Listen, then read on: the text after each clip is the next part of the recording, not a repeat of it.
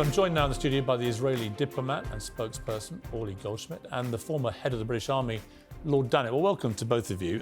Orly, let me start with you. Your reaction to my interview with the Palestinian ambassador?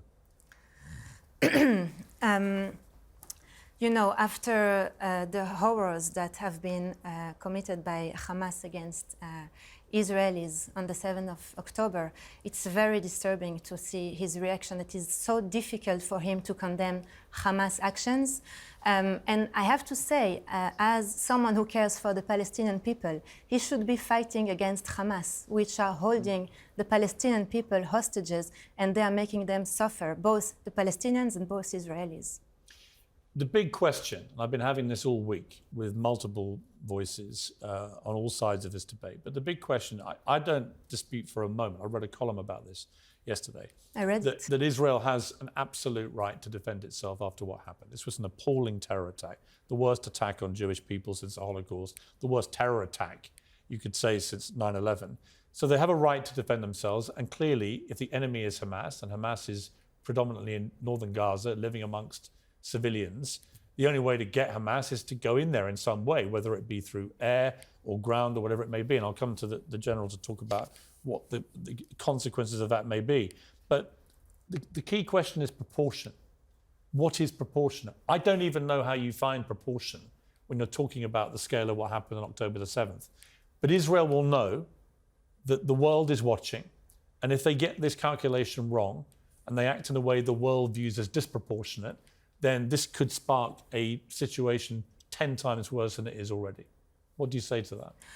Piers, you said it yourself. What is proportionate to beheading of people, to the murder of 1,400 people, to the torture of so many people, to the firing alive those innocent babies, women, elderly people? It's a question. What is proportionate to that? I have to say, you know, I think, thank God, we're not going to be proportionate like the Hamas was with us, because we are not like Hamas. We care about human lives. We do not target civilians. We target Hamas facilities, Hamas infrastructures, Hamas leadership, and we don't want to be proportionate. Can you say unequivocally that it was not an Israeli airstrike that hit the hospital last night? You've seen the evidence provided by the IDF. I can say equivocally that it was not an Israeli airstrike. There are proofs, you know, that the size of the crater, the fact that there was no IDF activity at that time in that place, and the firing, the footage that we saw from Al Jazeera itself, plus the conversation that we picked up from people from Hamas saying it was us. It was said in Arabic. It was us. It was Islamic Jihad who fired that. And you know, maybe people don't know, but out of the hundred thousands of rockets fired from the Gaza Strip towards Israel, at least 30% are misfired, and they fall within the Gaza Strip. I mean, I'm going to be, waiting for more official confirmation of this. But Lord Dannatt, I mean, the impending sense there's going to be a massive ground, maybe air, ground, sea invasion of Gaza. From a military perspective, I saw David Petraeus, who was obviously commanded the Allied forces in Iraq, talking about how this brings back the memories of what happened in Iraq and how incredibly difficult it is to fight an urban war like that. And David Petraeus is absolutely right, and it is very difficult to fight an urban war like that. Back to the issue of proportionality. The IDF can be proportionate, provided its operations are to the maximum degree possible intelligence-led. If they think they're going to be able to find lots of Hamas fighters amongst the residual civilian population, I think they'll be disappointed, because actually anyone with half a wit would blend into the civilian population. What they absolutely must do, and undoubtedly will do, knowing that there's a great network of tunnels where lots of munitions and all the rest of it are stored, is find them, destroy them. And if they can find any control centres, we'll destroy them as well. And if along the way they're able to round up any Hamas fighters and leaders, so much the better. But a lot of civilians are going to die, aren't they? Well, at what point, as I asked Orly, at what point does proportionate become disproportionate? It becomes disproportionate if, to the watching world, the actions of the IDF are not as careful and measured as they can possibly be. of course, in any situation, you're going to use violence, you're going to use force, and there will be, that awful term, some degree of collateral damage. But so long as that's kept to the minimum, and it really does come back to this issue of the hospital being struck yesterday. It's a hospital that's run by the Church of England. It's run by the Diocese of Jerusalem. It was struck on Saturday last week, and the Diocese of Jerusalem got in touch with the Israeli government and said, that's our hospital. I'm absolutely certain that any clear-thinking military planner on the IDF side would not then strike at a hospital again. And of course, the other side, this gets back to exactly the issue of proportionality. Of course they'd want to strike that. Of course they'd want to kill as many people as they can, because it's so easy to blame it on the IDF, and the whole world's narrative changes. And that's what's got to be changed back the other way. Uli, people are already saying 3,500 to 4,000 Palestinians have already died. That's just in 10 days since what happened. So that is nearly 3 times the death toll of October the 7th. With every image we see of a dead child in Gaza, of a dead woman, whatever it may be, the anger grows amongst the Muslim population around the world. We're seeing that today. How does peace get found through all this? How do you get to peace?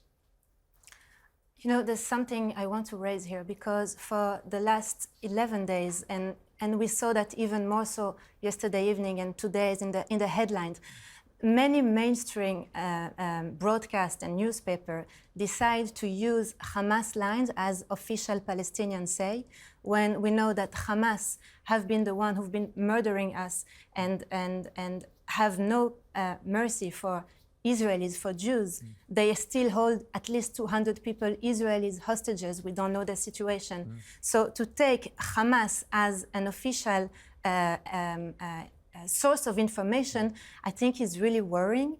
I think journalists today need to really think about the headline that they choose and the wording that they choose. And if they're not sure about some information, they need to verify. Yeah, I was shocked last night, I'll be honest, when I was seeing the BBC and ITN and others all just assuming it was an Israeli airstrike because Hamas told them. I mean, I found that absolutely reckless. And if I can add, the words that they're choosing have implications throughout the whole Middle East. Of course, well, we saw the implications. You saw immediate protests breaking out outside Israeli embassies all around the region. These are dangerous consequences of reckless talk. General, we look at this with very bleak hearts, I think. You know, the prospect for peace has never seemed further away, but also the prospect for this spiraling out of control into something much more serious also seems to have never been more potentially a scenario we should look for. What do you feel? Well, I think you're absolutely right. And of course, the sadness is, go back just a few weeks and months, then there was a warming of relations between Israel and Saudi Arabia and the UAE, and that was actually very hopeful. Now, who was going to stand to lose out of that? Basically, it's Iran. Yes. So we know that Iran has a major influence over Hamas, but you raise the issue of escalation. The thing that really worries me is Hezbollah in southern Lebanon. Yeah. The last time I was in Israel, it was made quite clear to me that the amount of rocketry and missiles that Hezbollah has got could cover and strike the whole length and breadth of Israel. And the Iron Dome system, as good as it is, runs the risk of being overwhelmed. And the IDF made it quite clear to me that if that happened, they will really have no option but to retaliate in a major way. And that might even include striking targets in Iran. So we absolutely have to hope and pray that this does not escalate. And I think Iran is benefiting to a degree that we're now seeing a cooling of relationships between Israel and Saudi Arabia and the UAE. But I think that's as far as they probably want to go, because if there's a real meltdown, then Iran is going to find itself really isolated. And we mustn't forget, President Biden flew across, but there's 2 carrier groups in the Eastern Mediterranean. The United States is investing itself very heavily in a military and an obvious way, and also saying very closely to Israel, we support you. And Rishi Sunak on his way there now.